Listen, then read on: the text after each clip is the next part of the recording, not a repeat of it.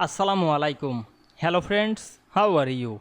Welcome back to my another video. In this video, I am going to show you how to make all your rows the same height in Excel. Let's get started. At first, you have to open your Excel workbook. Now we want to make the all row your same size. At first, select your row, click and drag on your mouse.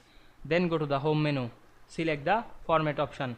We can see here the cell size. You can increase the size of row or the column. Now I am increase the row height and we want to make the all row height same. Now I am write my row height. Now I am write 40, then click OK.